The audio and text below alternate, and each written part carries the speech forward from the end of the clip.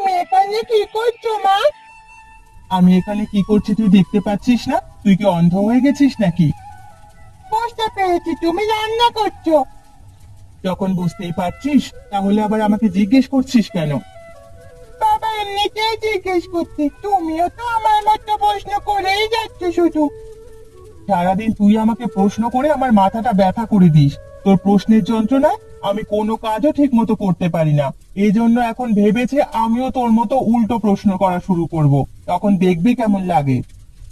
আমি তোমাকে তেমন বেশি প্রশ্ন করতে চাই না, শুধু আরো একটা প্রশ্ন তোমার কাছে আমি করতে চাই। কি প্রশ্ন করতে চাস তাড়াতাড়ি কর, আমি এখানে কাজ করছি, তোর জন্য আমার কাজের ব্যাঘাত ঘটছে। বাবা কোথায় মা? বাবার কাছে শুনেছি সামনে রামবর্ষায় নাকি গ্রামের দিঘির পাড়ে বিশাল বড় একটা হাট বসবে, সেখানে নাকি সবাই হাতের তৈরি জিনিস বেচে কেনা হয়, আরো অনেক কিছু। আমি সেখানে যেতে চাই মা, আমি হাত দিয়ে অনেক জিনিসপত্র বানাতে চাই। আচ্ছা ঠিক আছে, তোর বাবা আসুক, তার কাছে বলি, সে নিশ্চয়ই তোকে সবটা শেখাবে। এখন যা, আমি কাজ করছি, গিয়ে খেলা কর।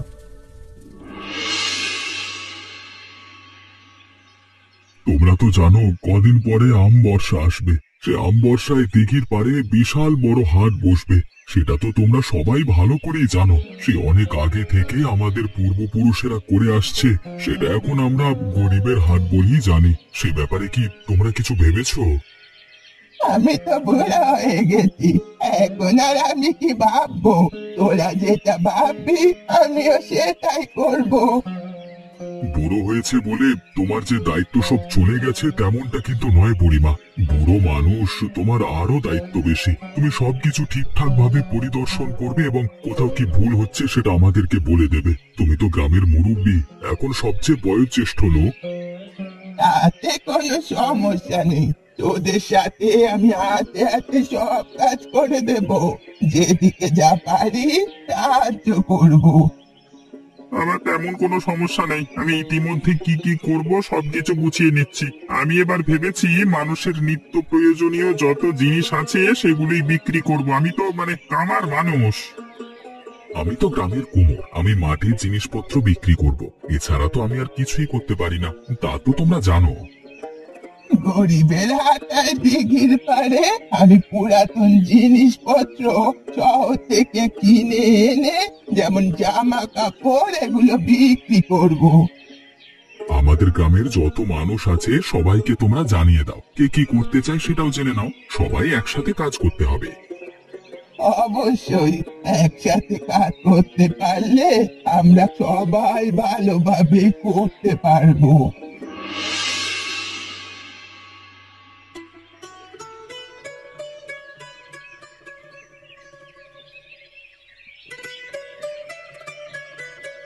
বাবা তুমি এত দেরি করে আসছো কেন? আমি সেই কখন থেকে তোমার জন্য অপেক্ষা করছি।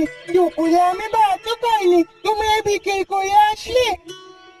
মা, তুই তো ভালো করেই জানিস কিছুদিন পর দিঘির ঘাটে আমাদের গরিবদের জন্য বিশাল একটা হাট হবে, যেটা কয়েকশো বছর ধরেই চলে আসছে। সেসব নিয়ে আমি একটু ব্যস্ত থাকি, সেই জন্যই আসতে দেরি হয়ে গেল। তুই দুপুরে খাসনি কেন? চল এখনই আমার সাথে খাবি, চল। তুমি আজকে দুপুরে খাওনি, তোমার যেহেতু কিছু হয়নি আমারও হবে না।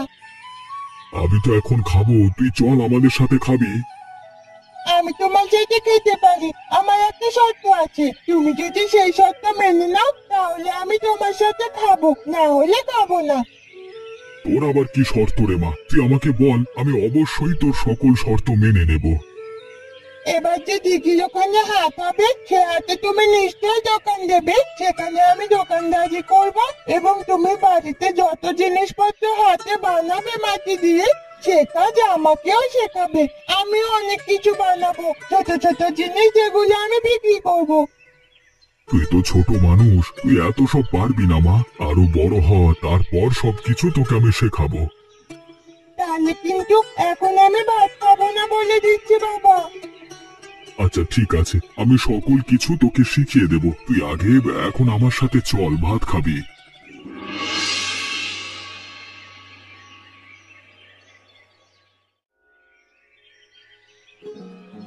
কি গো বুড়িমা, তুমি এখানে বসে কি করছো? সবকিছু তৈরি করছো নাকি? শহরে যাবে কবে জিনিসপত্র আনতে তোমার? ওদের তো কাজ করার লোকের অভাব হয় না, আমার তো কাজ করার কেউ নেই। সকল কাজ আমাকে একাই করতে হয়। কখন যে সময় করে শহরে যাব সে চিন্তাই করছি। এখন আপাতত সব টাকা পয়সা গুছিয়ে নিচ্ছি। আমিও মোটামুটি সবকিছু তৈরি করে ফেলেছি, তবে আমার কিছু টাকার প্রয়োজন হয়ে পড়েছে। তোমার কাছে যদি অতিরিক্ত কিছু টাকা থাকে তাহলে আমাকে ধার দাও বুড়িমা। হাটে যদি আমার লাভ হয় তখন তোমার টাকা তোমাকে দিয়ে দেব। লোকসান হলেও কিছু টাকা তো অবশ্যই আমার কাছে আসবে, তাই না? তুমি ভয় পেও না। এত কথা বলতে কে বলেছে তোর টাকা লাগবে তুই আমার থেকে নিয়ে যাবি? এত কথা বলছিস কেন? সাহস করে তোমাকে বলতে পারছি না, কারণ তুমি নিজেও তো একটা ব্যবসা করবে। সেখানে যদি তোমার টাকাগুলো আমি চাই, সেটা অবশ্য ভালো দেখায় না। সেই জন্যই তোমাকে আমি আরো আগে বলিনি। আগে বলিসনি সমস্যা নেই, এখন তো বলছিস। আমি যদি শহরে চলে যেতাম তারপর যদি আমাকে বলতি তাহলে তো একটু ঝামেলা হয়ে যেত, কারণ শহর থেকে আসলে অবশ্যই আমার কাছে কোনো টাকা থাকতো না। এখন যে টাকা আছে আমি অল্প অল্প জিনিস কিনবো। তোমাকে অনেক ধন্যবাদ বুড়িমা। আমাকে ধন্যবাদ দিতে হবে না, তবে অন্য একটা কথা শোন। আকাশের অবস্থা দেখছিস তুই? এখনই যা অমিতকে খবর পাঠা। বাজারের দোকানে তোরা বস, আমি কিছুক্ষণের মধ্যেই কাজ ছেড়ে আসছি। আচ্ছা ঠিক আছে বুড়িমা।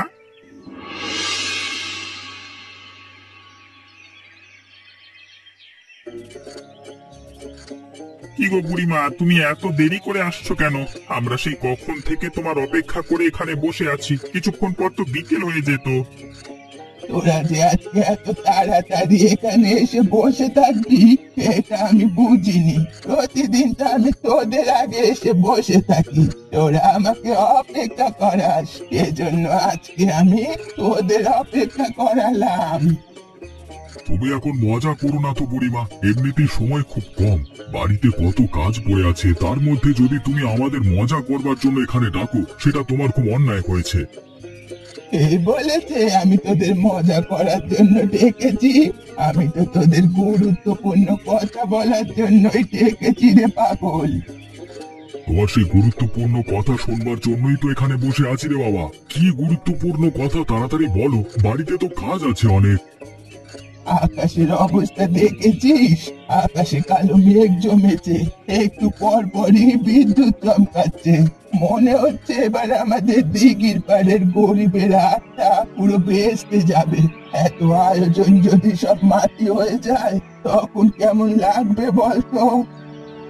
এসব নিয়ে তুমি চিন্তা করো না বুড়িমা, সবকিছু আমার কাছে ভাবা আছে। তারপর উপরওয়ালার উপরে বিশ্বাস রাখো, তিনি অবশ্যই আমাদের নিরাশ করবেন না। তুই একা ভেবে রাখলে হবে নাকি? আমরাও তো বিপদে পড়বো, আমাদেরও সবটা বল। বলছি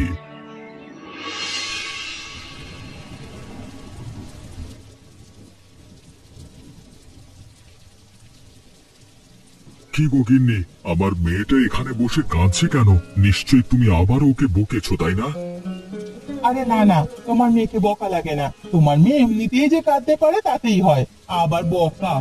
আমি তোমার মেয়েকে কিছুই করিনি। তোমার মেয়ের কি হয়েছে তোমার মেয়ের কাছে জিজ্ঞেস করো। আমি এতবার করে জিজ্ঞেস করলাম, আমার কাছে কিছুই বলতে চায় না, বলে তার বাবার কাছেই বলবে। কিরে রূপা, তোর বাবা এসেছে, এখন বল। কি রে মা, কি হয়েছে আমাকে বল। আমি তো বলেছি তোকে হাটে নিয়ে যাব, তোকে তো সবকিছু শেখালাম, এখন আবার কাঁদছিস কেন? কি হয়েছে বল না। একটু কষ্ট করে অনেকগুলো খেলনা বানিয়েছি, তোমার সাথে বৃষ্টি আসাতে সব খেলনাগুলো একদম ভিজে গেছে। এখন আমি আর আমার খেলনাগুলো দিঘির পাড়ে গরিবের হাতে বিক্রি করতে পারবো না। এটার জন্য আবার কাঁদতে হয় নাকি? আমি যত জিনিসপত্র বানিয়েছি সবকিছু তো তোর, সবকিছু ভিজে যায়নি রে। অনেক পুতুল আমি উপরে তুলে রেখেছি, এগুলো ভেজেনি। তুই এখন কান্না বন্ধ কর। কি বলছো বাবা? সত্যি সত্যি তুমি আমার বানানো পুতুলগুলো আগে তুলে রেখেছিলে? আমি আগেই বুঝতে পেরেছিলাম বৃষ্টি হবে, সেই জন্যই তুলে রেখেছিলাম। সবগুলো তো শুকিয়ে গেছে, তুই কাঁদিস না মা। বাবা রে বাবা, মেয়ে সবকিছু মনে রাখে, আমার কিছুই মনে থাকে না। মা অহিংসায় চলবে আর লুচি মতো বলবে।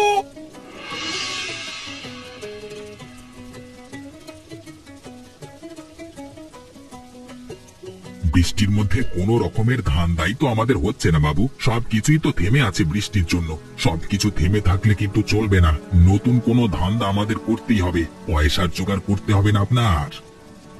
ওই তেমন তো একটা বৃষ্টি পড়ছে না, অল্প অল্প বৃষ্টি পড়ছে, এবারে এতে তো চাইলে আমরা কিছু একটা করতে পারি। কি করা যায় বলো তো? আমার কাছে একটা বড় খবর আছে, খুবই দারুণ খবর, আপনার অনেক উপকার হবে, ধান্দা পানিও করতে পারবেন। আমি তো এমন খবরই চাই যাতে আমার ফায়দা হবে। কি খবর বল না? আম বর্ষা তো এসে গেল, এই প্রত্যেকবার এই দিঘির পাড়ে গরিবদের জন্য একটা হাট বসে এই সময়, সেই হাটে সবকিছু পাওয়া যায়। শুনলাম সেই হাটের জন্য সবাই নাকি দিঘির পাড়ে বৃষ্টিতে ভিজেই কাজ করছে। তাতে আমার কি? সেখানে আমার কোনো লাভ হবে কি? সেখানে গেলে উল্টো ওরা আরো আমার কাছ থেকে টাকা চাইবে। অবশ্যই আপনার লাভ আছে, সেখানে যেহেতু দোকান বসাবে সবাই, আপনি সবার কাছ থেকে চাঁদা নেবেন, যে চাঁদা দিতে চাইবে না তার দোকান উচ্ছেদ করে দেবেন। এটা তো তুই একটা ভালো কথা বলেছিস, এটা করলে আসলেই তো আমি কিছু একটা হাতিয়ে নিতে পারবো। তোর মাথায় ভালোই বুদ্ধি আছে লালটু। আপনার সাথে থাকি, কিছু বুদ্ধি যদি মাথায় না থাকে তাহলে কি করে হবে বলুন তো? আপনার সাথে থাকলে বুদ্ধিটা অবশ্যই মাথায় রাখতে হবে। হয়েছে হয়েছে, প্রশংসা করলে মাথায় উঠে যাস। যা, আমার ছাতা নিয়ে আয়, এখনই দিঘির পাড়ে যাব।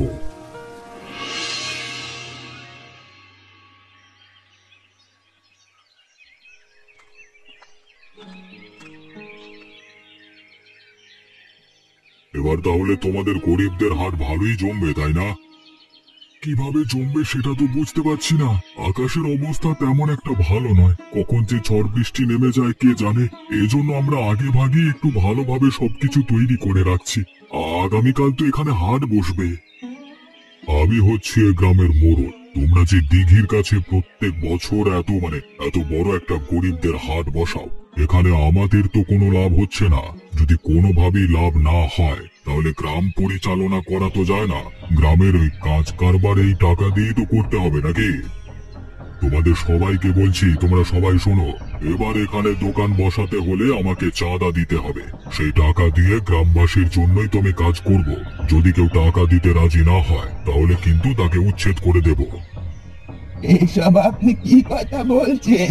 এই জমি তো আপনার নয়, তাহলে আপনাকে চাঁদা দেব কেন? বুড়ো হয়েছো, কথা একটু কম বলো। বুড়ো মানুষের বেশি একটা কথা বলা উচিত নয়। কি ব্যাপার হরিপ্রসাদ বাবু, আপনি বুড়িমাকে এভাবে ধমক দিয়ে কথা বলছেন কেন? আমরা গ্রামের সবাই মিলে বলছি আমরা কোনো চাঁদা দেব না, আপনি এখান থেকে যান, না হলে অপমানিত হবেন। আচ্ছা ঠিক আছে, তাহলে দেখে নেব। এই চল লালটু।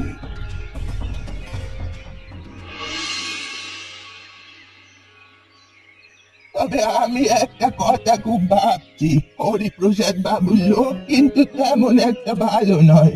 আমরা এখান থেকে অপমান করে তাড়িয়ে দিয়েছি, তিনি এত তাড়াতাড়ি এখান থেকে চলে যাবে সেটা আমি ভাবিনি। কিন্তু দেখলাম তিনি কিছু না বলে এখান থেকে চলে গেলেন, তার মানে অন্য কোনো কুমতলব আছে। তিনি কিন্তু যে কোনো সময় আমাদের ক্ষতি করে দিতে। তুমি যেভাবে প্রতিবাদ করেছিলে আমরাও তোমাকে দেখে প্রতিবাদ করেছি। হরিপ্রসাদ বাবুর এত সাহস নেই, গ্রামবাসী সবার সাথে লড়াই করবে।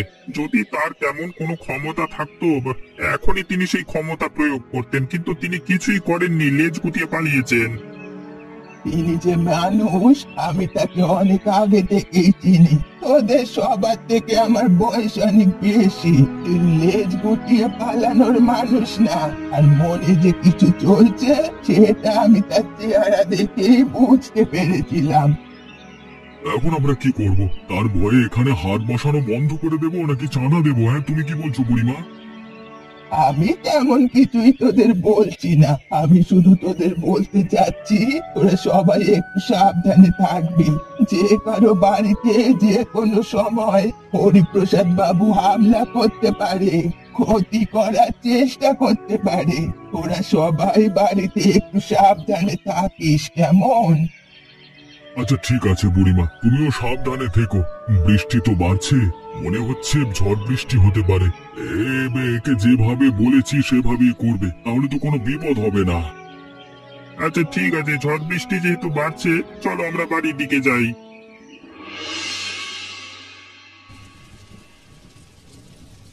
আপনাকে আজকে এভাবে চলে আসতে দেখে আমি বড় অবাক হয়েছি বাবু। আপনার সাথে আমি সেই ছোটবেলা থেকেই কাজ করছি, কখনো দেখিনি আপনি এমন চুপি সারে চলে এসেছেন কারোর সাথে, মানে ঝামেলা ঝঞ্ঝাট না করে। আপনার মনে কি চলছে সেটাও আমি বুঝতে পারছি না। আপনি কি হার মেনে নিলেন বাবু? সব সময় সব জায়গায় ঝঞ্ঝাট করতে হয় না, কিছু কিছু জায়গায় বুদ্ধি দিয়ে কাজ করতে হয়। যদি তোর মতো হতাম তাহলে তো অবশ্যই সব জায়গায় ঝঞ্ঝাট করে চলে আসতাম। আমি গ্রামের মোড়ল, বুদ্ধি দিয়ে কাজ করি, সবার মতো গন্ডমূর্খ তো আমি নই। আপনি কি বাবু আমাকে উদ্দেশ্য করে কিছু বললেন? আমাকে কি আপনি অপমান করতে চাইলেন, নাকি অপমান করলেন? তোকে আমি কিছুই বলিনি, তুই নিজের দিকে টেনে নিচ্ছিস কেন? তুই তো বুদ্ধিমান লোক, তুই তো আমার চামচা। আপনাকে কতবার বলেছি আমাকে চামচা বলবেন না, আমি কিন্তু আপনার কাজ করব না, চলে যাব কিন্তু বাবু। আরে বুঝতে পারছিস না, মাঝে মাঝে তো তোকে আমি ভালোবেসে চামচা বলি রে বাবা। আচ্ছা ঠিক আছে, এখন কি করবেন সেটা বলুন, কি ভেবেছেন আপনি? বাইরে বৃষ্টি হচ্ছে, রাতে তুই আর আমি গিয়ে ওদের সমস্ত আয়োজন বন্ধ করে দেব, সবকিছু ভেঙে গুঁড়িয়ে দেব, তাহলে ওরা আমার সাথে লাগবার মজা বুঝতে পারবে। বুঝেছিস এখন আমার বুদ্ধি কি? সবটাই আমি এখন বুঝতে পেরেছি, আপনার বুদ্ধি মহান বাবু।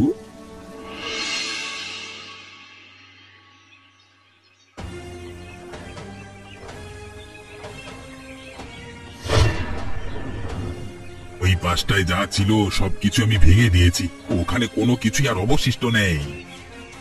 এমন ভাবে সবটা ভাঙবি যেন ওরা কালকে এসে এখানে কিছুই চিনতে না পারে, বুঝতেই পারবে না এখানে যে একটা হাট বসবার কথা ছিল, তা আবার গরিবদের। গরিবদের হাট ভেঙে আমরা একদম গুড়িয়ে দিয়েছি, যেটুকু অবশিষ্ট আছে সেটুকু গুড়িয়ে দেব, আপনি কোনো চিন্তা করবেন না। আমার সাথে ঝঞ্ঝাট করলে মানুষের যে কি অবস্থা হয় তারা এবার হারে হারে টের পাবে। কিছু টাকা যদি আমাকে দিয়ে দিত, এখন তো আর এই ঝঞ্ঝাট হতো না, তাই না? মানুষের টাকার প্রতি মায়া আছে, তবে জিনিসপত্রের প্রতি মায়া নেই। আমরা এবার যেটা করেছি এটা দেখবার পর তাদের অবস্থা যে কেমন হবে সেটাই আমি ভাবছি বাবু। সেটা যদি একবার দেখতে পারতাম কি মজাটাই না হতো। আরে সেসব নিয়ে তুই কোনো চিন্তা করিস না। তুই কি ভেবেছিস আমি বাড়ি বসে বসে শুধু শুনে শুনে মজা নেব? কালকের দিনে আমি এখানে অবশ্যই আসব, সবার মুখ কেমন হয় সেটা তো আমি অবশ্যই এখানে এসে নিজের চোখে দেখব। আপনি ভালোভাবে চারিদিকটা পাহারা দেন, বাকি যে জিনিসপত্রগুলো আছে সেগুলো আমি ভেঙে পুরো দিঘির পাড়ে গরিবের হাটে জিনিসপত্র এলোমেলো করে দিচ্ছি। আচ্ছা আচ্ছা ঠিক আছে, তোর কোনো ভয় নেই, আমি আছি তোর সাথে।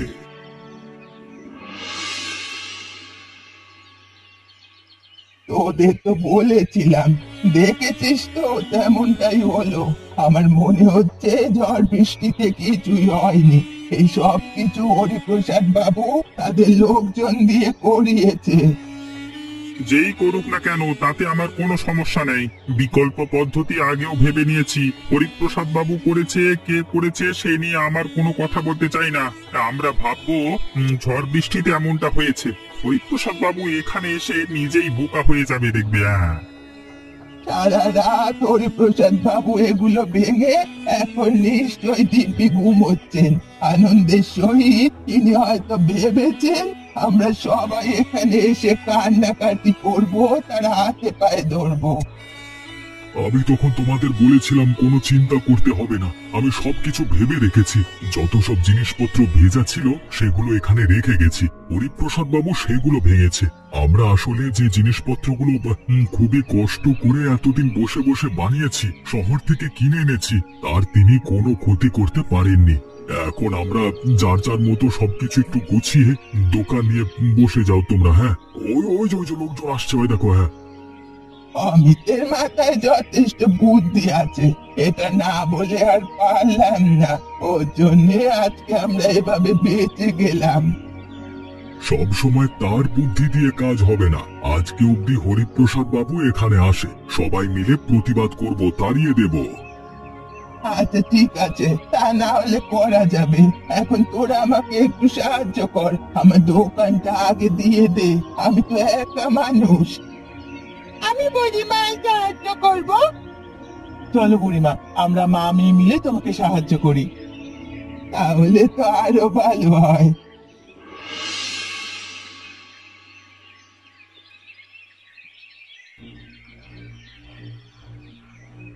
কি আমরা তো সবকিছু ভেঙে চুরে চুরমার করে দিয়েছি, এরা আবার এখানে হাট বসালো কিভাবে কিছুই তো বুঝতে পারছি না। আমরা যে জিনিসপত্র ভেঙেছিলাম সব তো ওখানে রেখে দিয়েছে। দোকানে যে জিনিসপত্র দেখতে পাচ্ছি সবই তো নতুন জিনিসপত্র। তার মানে ওরা আমাদের সাথে চালাকি করেছে, আমাদের বোকা বানিয়েছে, সব কষ্ট আমাদের চলে গেল গো। আমি এত চালাক মানুষ, ওরা আমার সাথে চালাকি করলো, শেষ পর্যন্ত আমি ওদের হাতে নাজেহাল করলাম।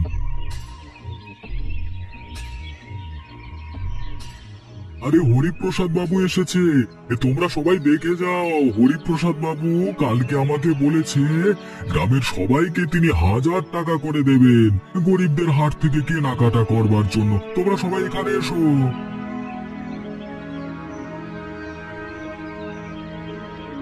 আমরাও কিন্তু গরিব দোকানদার হলেও আমাদেরও কিছু কিন্তু দিতে হবে হরিপ্রসাদ বাবু। আরে হরিপ্রসাদ বাবু মহান লোক, গ্রামের সকল গরিবদের জন্যই তিনি টাকা রেখেছেন। তোমরা এত চিন্তা করো না, সবাই দাঁড়াও, সবাইকে টাকা দেবে। এসব কি বলছো? হরিপ্রসাদ বাবু টাকা পাবেন কোথায়? গ্রামবাসী কি মনে করবে? থুতু ফেলবে। তোমরা সবাই দাঁড়াও, দাঁড়াও, আমি সবাইকে 1000 করে টাকা দিচ্ছি, তা দিয়ে তোমরা কেনাকাটা করো রে বাবা। এমন মজার মজার গল্প দেখতে চাইলে আমাদের চ্যানেলকে সাবস্ক্রাইব করতে ভুলবেন না।